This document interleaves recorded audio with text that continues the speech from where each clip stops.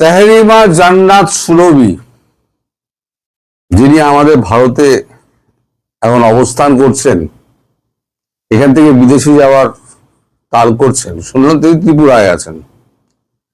একটা খোঁজ রাত্রি অব্দি পাওয়া গেছে যে এখনো পর্যন্ত তিনি ত্রিপুরায় কোথাও একটা লুকিয়ে আছেন। তিনি ত্রিপুরাতে বাংলাদেশের ডেপুটি হাই কমিশনার সেই অফিসে গেছিলেন।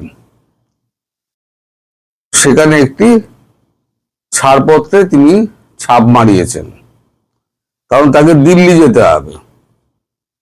এখানে এখানে ত্রিপুরাতে কোনো বিদেশি মানে ভিসা অফিস নেই, যা আছে সব দিল্লিতে। তো হয় তাকে প্লেন ধরতে হবে, না হলে তাকে ট্রেন ধরতে হবে, কিছু একটা ধরতে হবে। এখন ত্রিপুরাতেও বিজেপি সরকার, মোটামুটি যা পরিচিতি আছে আমার, আমি খবরাখবর লাগিয়েছি, এইটুকু খবর পাওয়া গেছে, কিন্তু কোনো হোটেলে ওঠেনি। কারণ আপনাদের বাংলাদেশে এর ভারতে আসা নিয়ে এত হইচই হয়েছে যে সে বুঝে গেছে যে একটা খোঁজ খবর হলেও হতে পারে। সে খুব বুদ্ধিমতী আমার মনে হয়। সে করেছে গিয়ে কোনো হোটেলে না গিয়ে সে কোনো ব্যক্তিগত কোনো বাসা বাড়িতে বা কোনো আত্মীয়ের বাড়িতে বা কোনো স্লিপার সেলের বাড়িতে সে হয়তো লুকিয়ে আছে। এখন তিনি যে ডেপুটি হাই কমিশনে গেছিলেন আজকে সন্ধ্যেবেলা মানে এই 5:30 6টা নাগাদ, 5:45 নাগাদ উনি গেছিলেন, এই খবরটা পাওয়া গেছে। কারণ আমি খবরটা পেয়েছি দিল্লিতে। কাল রাত্রিরে আমাকে দিয়েছিল একজন, কিন্তু আমি হোয়াটসঅ্যাপ খুলে দেখিনি। আমি যখন দেখেছি তখন বিকেল হয়ে গেছে। তারপরে তো আমি খোঁজ খবর লাগিয়েছি, করতে করতে যতটুকু সময় এইটুকু পাওয়া গেছে। তো এখন ত্রিপুরা থেকে বেরোতে গেলেও তার সমস্যা, গাড়ি ভাড়া করে একমাত্র যদি বেরোয় তাহলে পরে বেরোতে পারবে। মানে ওখান থেকে ত্রিপুরা থেকে আসাম, হয় আসাম থেকে ট্রেন ধরতে হয় আসামে গুয়াহাটি থেকে, অথবা ত্রিপুরা থেকে ট্রেন ধরতে হবে। কারণ মিজোরাম ওই অঞ্চলে আর কোনো এয়ারস্ট্রিপ নেই, সবাইকেই ওই ত্রিপুরা এসে করতে হয়। তো চেষ্টা করা হচ্ছে যে যাতে ত্রিপুরাতেই তাকে আটকে দেওয়া যায়। যদি কোনো কারণে স্লিপ করে ত্রিপুরা থেকে বেরিয়ে যায়, প্রাইভেট কার ফারে করে যদি বেরিয়ে যায়, এমনি একটু যাওয়া যায়। গাড়ি ভাড়া করলেন, আপনি সোজা গেলেন দিল্লি। পয়সার তো তাদের অভাব নেই। তারা যে পয়সা কামিয়েছে এই সমস্ত এনসিপি করে, তাতে পয়সার অভাব নেই। এখানে 12,000 15,000 যদি গাড়ি ভাড়া লাগে, 20,000 গাড়ি ভাড়া লাগে, সেফ চলে যাবে, কেউ তাকে ধরতে পারবে না। সেটাও হতে পারে। তবে দিল্লিতে গিয়ে যদি কোনো হাই কমিশন অফিসে যায়, ইউরোপিয়ান হোক, কানাডিয়ান হোক, আমেরিকার হোক, যে কোনো হাই কমিশনে যদি যায়, তাহলে পরে কিন্তু সে আটকা পড়ে যাবে। অন্তত দিল্লি পুলিশের খোঁচর যাকে বলে, মানে যারা খবরাখবর দেওয়া নেওয়া করে তাদেরকে বলে খোঁচর। এই খোঁচরের হাতে পড়ে তার কিন্তু অবস্থা খারাপ হবে, মেয়েদের মতো হবে। এখন আমি বলেছিলাম আমি খবরাখবর নিয়ে আমি কালকে দুপুরবেলা জানাবো, কিন্তু খবরটা যখন আমি এখন পেয়ে গেলাম, আমি তো এই খবরটা করতেই বসে গেলাম। আপনারা একটুখানি খেয়াল রাখুন, এই খবরটা দিকে দিকে ছড়িয়ে দিন, যাতে তারাও তাদের বন্ধু বান্ধব মারফত এই ভারতবর্ষে বিভিন্ন জায়গায় তারাও যাতে এই খবরটা মানে শেয়ার করে দিতে পারেন। এর ছবি তো আমি লাগাতে পারবো না, কারণ ইউটিউবে কোনো মহিলার ছবি দেখিয়ে কিছু বলা যায় না। আমি থাম্বনেলে ওই জন্য ছবি আমি লাগিয়ে দিয়েছি, মানে যে আমার থাম্বনেল লাগিয়ে দিয়ে করে দিয়েছে সে ওখানে ছবিটা লাগিয়ে দিয়েছে। তো তাকে বলে দেবেন যে থাম্বনেলের ওই ছবিটা, অথবা আপনারা নিজেরা পাঠিয়ে দেবেন, আপনারা সব পরিচিত লোকজন আছে। মাহাদিকে যখন ধরা গেছে, এগেও তখন ধরা যাবে। একটু সময় মতো যদি আমি হোয়াটসঅ্যাপটা দেখতাম তাহলে এতটা দেরি হতো না। এটা আমারও ভুল আছে, কারণ নানান কাজে আমি ব্যস্ত থাকি, নিউজ ফিউজের জন্য হোয়াটসঅ্যাপে যাওয়া হয় না। আর কেউ একটা হোয়াটসঅ্যাপ করলো, তারপরে তো আরো 50টা যদি হোয়াটসঅ্যাপ এসে যায়, সে মানে যে প্রথম পাঠিয়েছে রাত্রিবেলাতে তারটা দেখলাম একেবারে নিচের দিকে চলে গেছে, যা হয় আর কি। আমি ঘুরতে ঘুরতে নিচের দিকে আর যাওয়া হয় না। তো এই যে এখন এরা দিল্লি না ঢাকা, দিল্লি না ঢাকা, ঢাকা ঢাকা দিল্লি দিল্লি করে বেড়াতো, ভারতের নামে এত কুৎসা করতো, তাহলে এখন ভারতের দরজায় কেন?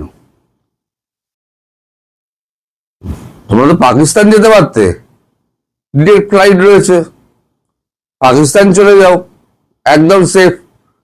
ভারত এখন কিন্তু একদম সেফ নয় ভাই।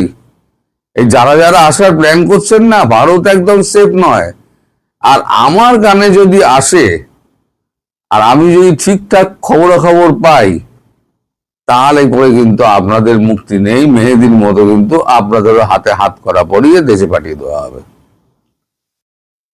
আপনার কি হবে আমি জানি না, এখনো পর্যন্ত আমি তো কোনো খবর পাইনি, তবে পেয়ে যাব, এটা নিশ্চিত পেয়ে যাব। বেশ কয়েকজন আমার প্রশ্ন করেছেন যে এরা ভিসা পায় কি করে। ভিসা অফিসে আমাদের কিন্তু স্কেলিটন স্টাফ আছে ভারতীয়, আর সমস্ত হচ্ছে আপনাদের বাংলাদেশি স্টাফ ওখানে যারা কাজ করে। আর এখানে এই বাংলাদেশি স্টাফগুলো এত বদমাইশ এরা, আর পুনরায় বারবার কতবার বলবো আমি, বারবার আমি একে বিদেশ সচিব বিক্রম মিশ্রকে বলবো, বারবার উনি প্রণয় বার্মাকে বলবেন, এ তো হয় না। ডিএসসিপিতে যাক, তখন ডিরেক্ট কথাবার্তা হবে, তখন দেখা যাবে এখনই, তখন অবস্থা হয়তো কিছুটা পাল্টাতে পারে। তো এরা করে কি, ওই স্লট ব্যাচে আপনারা যখন সত্যিকারের যাদের আপনাদের অসুস্থ হয়ে আছেন, তারা আপনারা স্লট পাচ্ছেন না, কারণ এরা যাদের টাকা আছে তারা 50,000 1 লাখ দিয়ে দিচ্ছে, তাদেরটা করিয়ে দিচ্ছে, এইভাবেই এরা পেয়ে যায়। আর গরিব মানুষ যার টাকা নেই সে পারে না, যার জন্য আপনারা পারেননি। কিন্তু যার কিডনি ট্রান্সপ্লান্ট হবে তিনি পেয়ে গেছেন, কারণ তার দ্রুত সুস্থ কামনা করি, তিনি সুস্থ হয়ে উঠুন। এ ব্যাপারে ভারতবর্ষের মানুষ সর্বদাই এগিয়ে আছে, কেউ অসুস্থ হলে তার পাশে গিয়ে সবসময় দাঁড়ায়। তবে উনি ভুল জায়গা নির্বাচন করেছেন। যদি আমার সঙ্গে একটু আলাপ করে যদি কথা বলতেন, তাহলে আমি বলতাম যে চেন্নাই না গিয়ে আপনি হায়দ্রাবাদ যান, Hyderabad CMC, Christian medical college সিএমসিতে যোগাযোগ করুন। এখানে আমার এক বোন আছে, তার যোগাযোগ আছে সিএমসিতে, সে বলে তার এজেন্ট আছে, সে রেগুলার চেন্নাই সিএমসি যাওয়া মানে হায়দ্রাবাদ যাওয়া আসা করে, তার সঙ্গে যোগাযোগ আছে। আমি বলে আমি একটা ব্যবস্থা করে দিতে পারতাম, কম প্যাকেজে হয়ে যেত। এখানে তো আপনার গলা কাটবে, আপনি চেন্নাই যেখানে গেছেন, অ্যাপেলো গেছেন, হয়তো গলা কাটবে। তো যাই হোক, এখন তাদের ব্যাপার, তারা এখন গিয়েছেন তাদের ব্যাপার। আমার যেটা বক্তব্য হলো, ওর ব্যাপার ছাড়ুন। এই যে সুরভি নাকি ম্যাডাম, যার ছবি আমি দিতে পারলাম না বললে আমার ভীষণ দুঃখ হচ্ছে, কিন্তু দেওয়া যাবে না, দিলে বলে আমি একটা স্ট্রাইক খাবো, তাই আমি দিতে পারলাম না। একে তুলিয়ে দেওয়ার দায়িত্ব আমার, যদি খবরাখবর ঠিক সময় মতো পাই, আর পুলিশ যদি অনেস্টলি খাটে।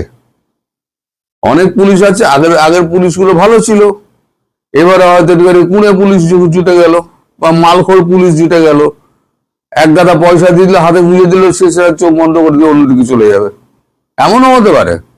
ভারতবর্ষে মানে অসম্ভব কিছু নয়, সব জায়গাতেই আছে, সব জায়গাতেই ঘুষখোর পুলিশ আছে, সব জায়গায় 2 নম্বর অফিসার আছে, আর সব জায়গায় 2 নম্বরই পয়সায় কাজ হয়ে যায়। ফলে হোপ ফর দ্য বেস্ট, দেখা যাক কি হয়। যদি কিছু হয় আমি কালকে আবার একটা আপডেট দেবো এই ব্যাপারে।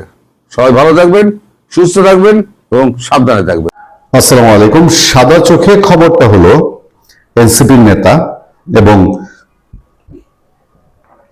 অন্তর্বর্তীকালীন সরকার, ইউনূসের নেতৃত্বাধীন অন্তর্বর্তীকালীন সরকারের বিতর্কিত, আলোচিত, সমালোচিত সাবেক উপদেষ্টা, ডাকসাইট উপদেষ্টা, প্রভাবশালী উপদেষ্টা আসিফ মোহাম্মদ সজীব ভুঁইয়া তিনি দক্ষিণ কোরিয়া গেছেন। এটা হলো সাদা সিধা খবর, কিন্তু খবরের ভেতরে আরো একটা খবর আছে, একটা গুরুত্বপূর্ণ খবর আছে।